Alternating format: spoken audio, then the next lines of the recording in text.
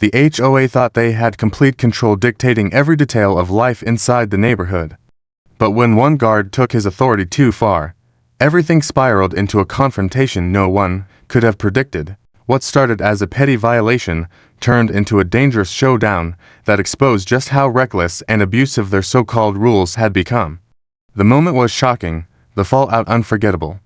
But here's the real question: when the people meant to protect the community become the threat, who protects you? In the beginning, life inside the neighborhood seemed almost perfect. The streets were lined with freshly cut lawns, families waved as they passed, and the community felt safe and predictable. For one homeowner and his family, it was supposed to be the kind of place where hard work paid off, a quiet retreat after years of sacrifice.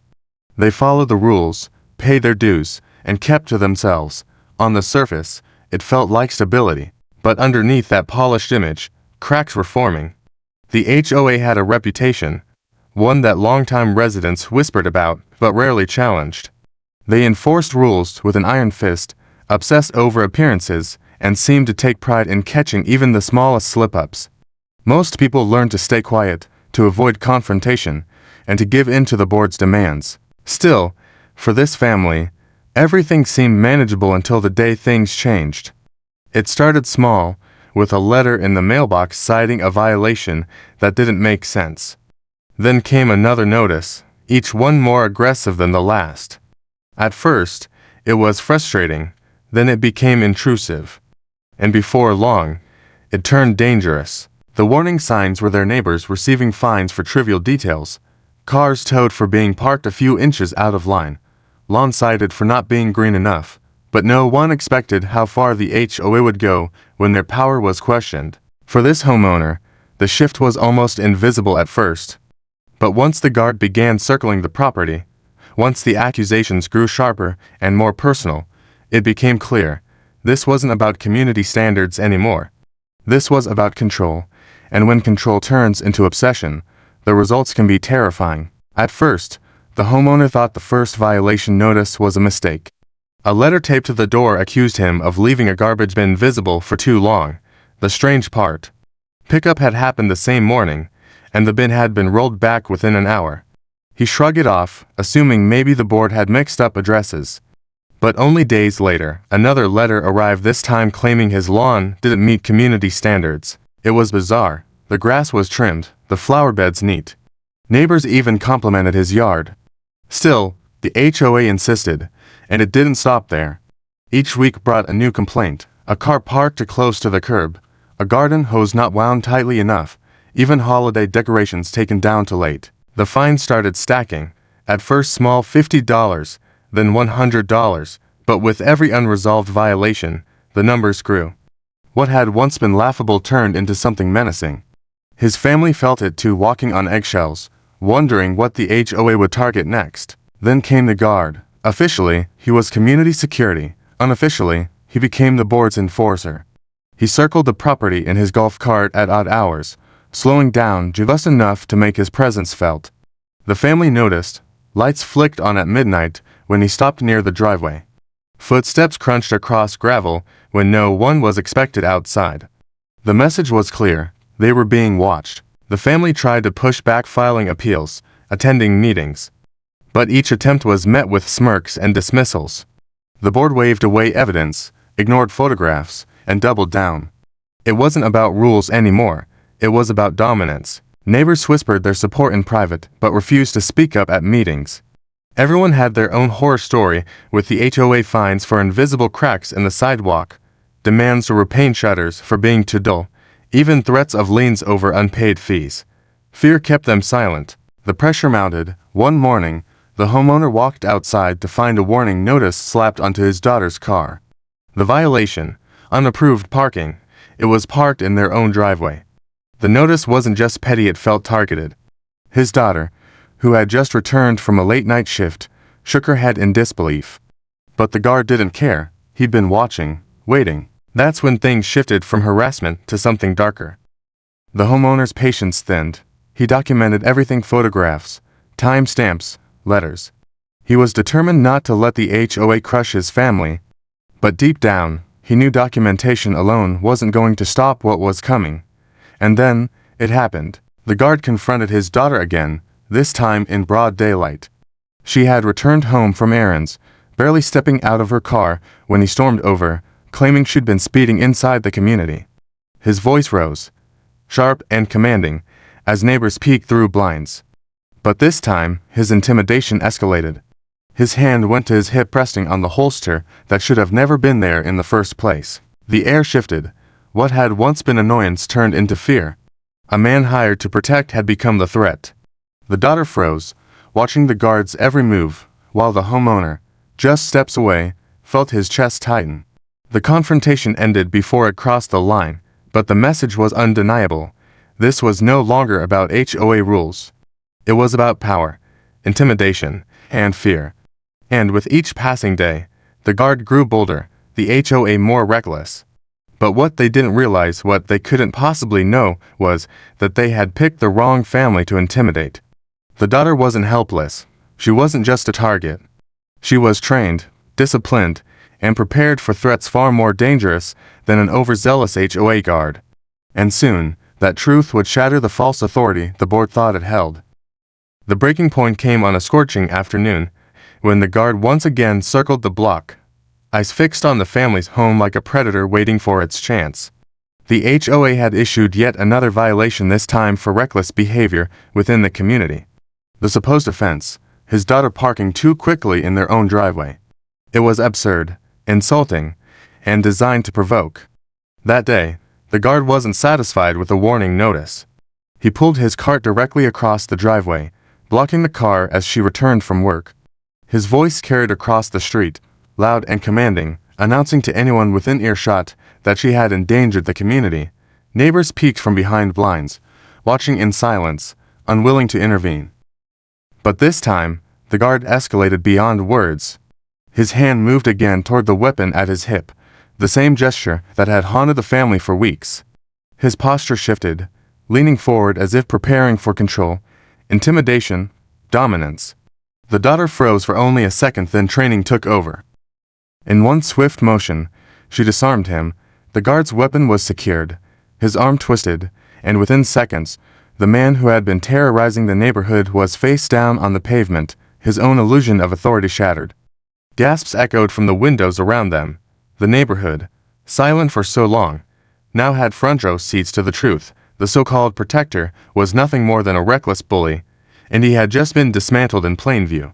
The HOA board rushed to spin the story, but the damage was done. Law enforcement was called not for the homeowner's family, but for the guard himself. His abuse of authority, his intimidation tactics, his reckless display of force, all of it was finally exposed under the harsh light of reality. The turning point had arrived. The family was no longer the victim, they had taken control. And as the guard was led away, humiliated and powerless, the HOA's iron grip on the neighborhood began to crack. Because in that moment, every resident watching realized the truth. Power only lasts as long as fear keeps people silent, and fear had just been broken. The sound of the guard's shouts echoed long after he was pinned to the ground, but for the first time in months, the neighborhood felt something it hadn't felt before: silence. Not the suffocating, fearful silence that came when everyone kept their blinds drawn and their voices hushed, but the heavy, shifting quiet of realization. People had seen what really happened: the intimidation, the abuse, the threats. It had all played out in the open, leaving no room for spin or denial. When the police arrived, they didn't treat the guard like a hero doing his job. They treated him like a man who had abused authority. His weapon was confiscated, his statement shaky and defensive, his authority stripped away piece by piece as the officers questioned witnesses who, for once, spoke up. The homeowners who had been too afraid to raise their voices at board meetings now whispered their truths to law enforcement. They admitted to their own encounters, their own fears, their own frustrations. And as each testimony piled up, the case against the guard and the HOA grew stronger. The board tried to recover quickly. They called an emergency meeting, putting out a carefully worded statement that painted the incident as a misunderstanding. They urged the community not to overreact, but the words rang hollow. Residents had seen enough. They had watched the man they were told was there to protect them nearly pull a weapon on a woman in her own driveway. They had witnessed how quickly his power unraveled when challenged. And most importantly, they had seen the courage of one family who refused to bend anymore. The family didn't stop at just exposing the guard. With every violation notice, every fine, every photograph and video they had collected, they built a case. Lawyers were consulted, complaints were filed, and the HOA board found themselves facing more than just angry neighbors. They were staring down the possibility of lawsuits, investigations, and the kind of scrutiny they had long avoided by keeping the community divided. Neighbors who had once stayed silent began speaking up in louder voices. Stories poured out of unfair fines that forced people into debt, of threats to place liens on homes over petty disputes, of intimidation that drove families to move away. What had once been whispered in private now filled community meetings with anger and resolve. The board, once smug and untouchable, struggled to keep control as their authority was questioned at every turn. And then came the final blow, the revelation of the daughter's true identity. Word spread quickly that she wasn't just any resident's daughter, she was an FBI tactical commander, trained to face real threats, not petty HOA enforcers playing dress-up with power. The irony wasn't lost on anyone. The man who had tried to intimidate her had been dismantled in seconds, his weapon stripped away, his authority exposed as nothing more than bluster. The fallout was swift. The guard lost his position and faced charges that went far beyond community disputes. The HOA board members, suddenly under the weight of public outrage, scrambled to resign before lawsuits could tear them apart. For the first time in years, residents began talking about dismantling the HOA altogether, replacing it with a neighborhood committee that actually represented the interests of the people, not the egos of a few power-hungry individuals. For the family, the shift was overwhelming. They had spent months living under the shadow of fear and harassment, never knowing what new violation or threat would appear next. But now, as the dust settled, they realized something even greater had been accomplished. They hadn't just defended themselves, they had sparked change for everyone around them. Neighbors who had once avoided eye contact now came forward with gratitude. Families who had been quietly planning to sell their homes decided to stay, hopeful for a future without constant harassment. A community that had been divided by fear now began to unite through shared relief and determination. The daughter, though quiet about her role, became a symbol, not just of strength, but of what happens when intimidation is confronted head-on. She hadn't needed to reveal her title or her badge to prove her worth. Her actions had spoken louder than any credentials could. And in doing so, she gave every resident permission to believe that they, too, didn't have to be powerless. The HOA dispute that began with petty fines and empty threats ended as a turning point, not only for one family, but for an entire neighborhood. It was proof that power unchecked will always collapse when met with truth and courage. Months later, the echoes of that day still lingered. The old guard was gone, the board fractured, and the community was slowly rebuilding trust.